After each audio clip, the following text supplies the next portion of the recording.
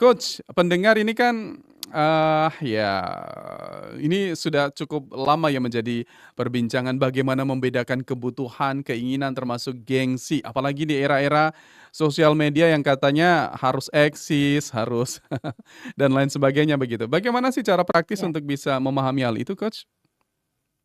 ya untuk paham keinginan dan kebutuhan atau gaya hidup. Mhm mhm. Ya, gaya hidup Ya, versus ya, ya. kemampuan nih ya. Oke. Jadi pertama, semua kehidupan kita berawal dari sebuah keputusan, Mas Mhm. Kohar. Saya ingin ajak kepada mitra Muslim untuk menyadari keputusan apa yang dia putuskan saat ini. Oke, termasuk juga ini yang saya perhatikan dari ibu-ibu yang menjadi teman saya belajar ya, Mas Kohar. Jadi pada saat dia meletakkan sebuah niat dan untuk menggunakan semua resource keuangannya dengan sadar, maka dengan tersendirinya akan bisa disadari barang yang dia beli ini kebutuhan atau sekedar keinginan, dan ada yang lebih advance lagi, ternyata keinginan dibalut dengan kebutuhan. Itu Yang dia. akhirnya itu akan jadi realisasi dan akan jadi gongnya, iya tetap realisasi deh gitu.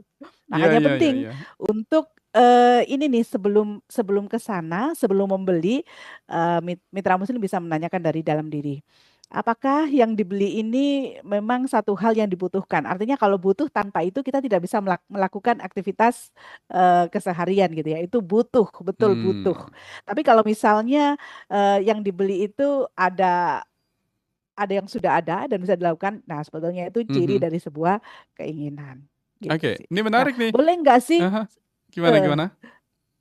boleh nggak sih satu saat itu sudah ada barang yang kita punya, misalnya udah ada handphone, tapi ternyata ingin nih naik kelas gitu ya, Mhm. untuk jadi untuk bisa diterima di satu komunitas atau di gengsnya gitu ya.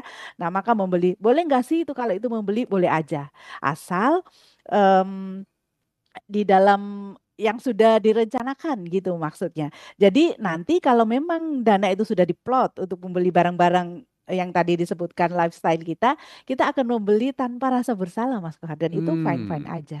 Jadi Fine-fine saya ingin aja? aja kepada mitra muslim bahwa pada saat membuat sebuah perencanaan keuangan yang ada di mindsetnya, aduh nanti kalau di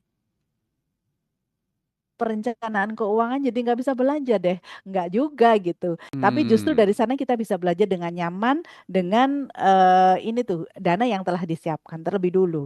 Oke.